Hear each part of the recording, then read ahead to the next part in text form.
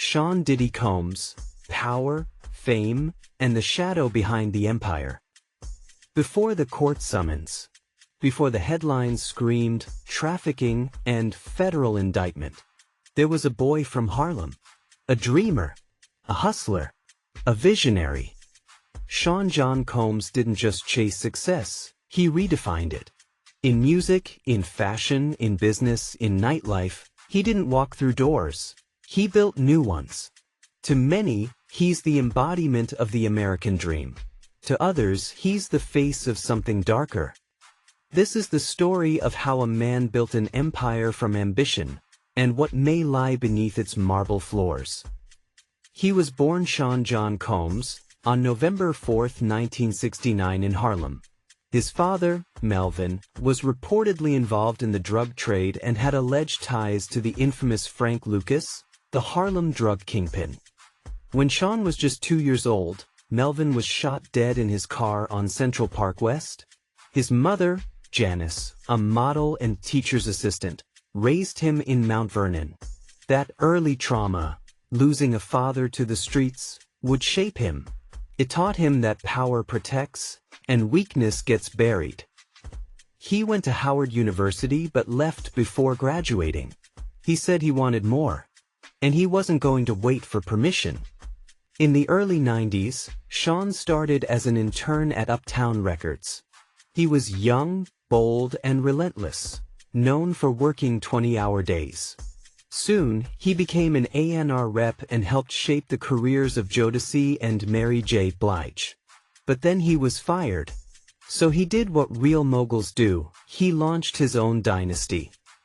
In 1993, he founded Bad Boy Entertainment, and in walked a young Brooklyn rapper, Christopher Wallace. Biggie Smalls. The notorious B.I.G. What followed was a cultural earthquake. Diddy redefined hip-hop with polished beats, flashy visuals, and radio-ready hooks. Bad Boy wasn't just a label, it was a movement.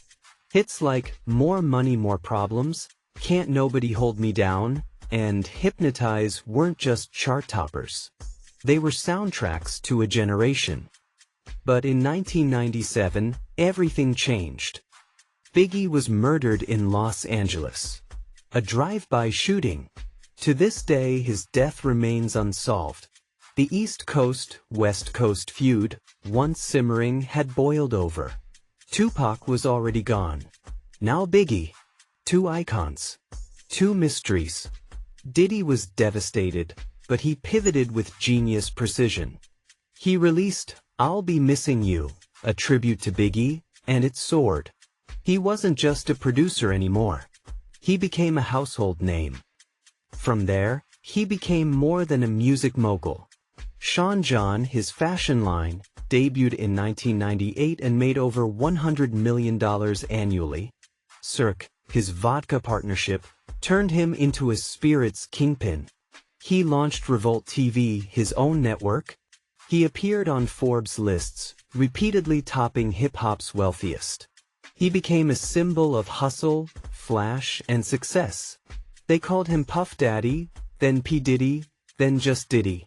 Each name change was a reinvention, a survival tactic. But the higher he climbed, the more rumors swirled. It was supposed to be just another night out. December 1999. Diddy, then dating Jennifer Lopez, went to Club New York. An altercation broke out. Shots were fired. 3 people were injured. Diddy and J-Lo were arrested. The media had a frenzy. A hip-hop mogul, a pop superstar, guns, champagne, the works. Diddy was charged with weapons violations and bribery.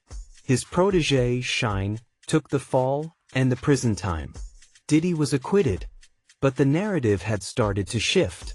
He wasn't untouchable, but he was good at not getting touched. Over the years, stories surfaced from within the industry. Former bodyguards, artists, exes. They spoke of an intensely controlling personality, a man obsessed with loyalty and dominance. Deals made behind closed doors. Favors exchanged. Careers built or destroyed with a phone call. Artists like Maze, Loon, and the Locks left Bad Boy claiming unfair contracts, silencing tactics, and manipulation. Some came back. Most didn't. They called him a kingmaker. But even kings have whispers behind their thrones. In 2007, Diddy began dating singer Cassie Ventura. She was 21, and he was 38. For a couple of years, they were seen as a power couple. But in 2023, long after their split, she filed a bombshell lawsuit. She accused him of years of physical and emotional abuse, forcing her into sexual acts with male escorts, drugging, controlling, and isolating her. The case shook the internet. And then, it was settled within 24 hours. Quietly, privately, no admission of guilt. It felt like a warning shot. And many began to wonder, what else is buried under Diddy's empire? Then came 2024 and the storm truly broke. Multiple women stepped forward, some anonymously, some publicly. The Department of Justice opened a federal investigation. In 2025, Sean Diddy Combs was formally indicted. Charges include racketeering conspiracy, sex trafficking by force, transportation for illegal sexual activity, obstruction of justice, and more. The allegations spanned decades. Women described being groomed, drugged, manipulated, and trafficked. There were stories of silent settlements, of NDAs, of careers bought and sold in exchange for silence. Federal prosecutors claim Diddy ran a covert, high-end trafficking network, hiding behind record labels, private jets, and penthouses. He has denied all allegations. But this time, the courtroom is real. And the spotlight isn't performance. It's prosecution. Now, how do you weigh a man's empire against the shadows that built it? Diddy gave the world hits, fashion, flavor, and fire. He helped build hip-hop's golden age. But if even half of what's alleged is true, what does that make him? Can success excuse trauma? Can influence override justice? Or is this, finally, the moment when power answers to truth? This is only the beginning. The trial is underway. Cassie has testified. More accusers are scheduled. Media outlets are circling. The music industry is watching. And the audience. They're searching for what's real. Because at the heart of this case isn't just a man. It's a question we keep asking in our culture. What happens when the person who gave us the soundtrack of our lives turns out to be of questionable character? But this story isn't over. In fact, it's only just beginning. On Monday, May 12, 2025, the courtroom doors opened, and with them, a flood of secrets long buried. The first witness took the stand. The air shifted, and in the silence that followed, came the first blow. Cassie Ventura, the woman behind the whispers.